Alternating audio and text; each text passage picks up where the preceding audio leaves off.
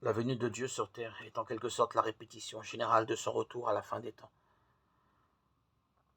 Quand Jésus est né, beaucoup savaient qu'il devait venir. Le peuple s'y préparait depuis des siècles même.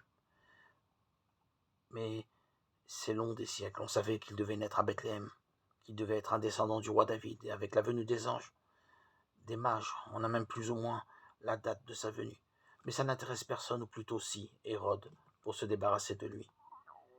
Il n'y avait personne pour se réjouir, personne pour l'accueillir, à part ses parents.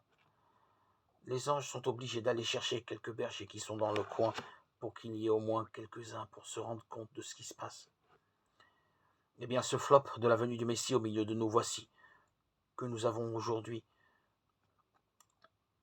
l'opportunité de ne pas le reproduire, de ne pas nous trouver comme les gens qui, au temps de Noé, n'ont rien vu venir. Nous devons nous préparer à la venue du Christ qui préfigure son retour à la fin des temps.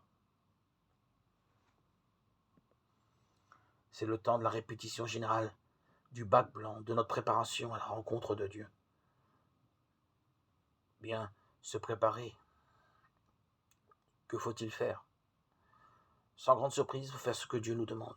Aimer Dieu par-dessus tout et son prochain comme soi-même. Préparer son âme par la fréquentation plus assidue au rassemblement. Nous réconcilier avec nos frères.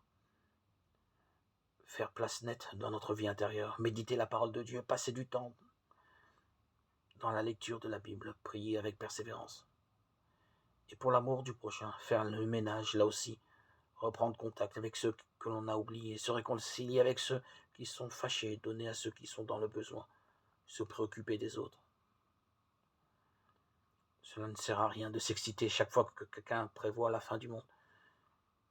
Si on n'est même pas capable d'être prêt en tout temps et heure pour recevoir l'amour que Jésus veut nous offrir, veillons, prions pour qu'il trouve, quand il viendra, un peuple docile à sa parole, disposé à l'aimer, un cœur disponible à l'amour du Père, à l'amour de Dieu, à l'amour du prochain, à son retour.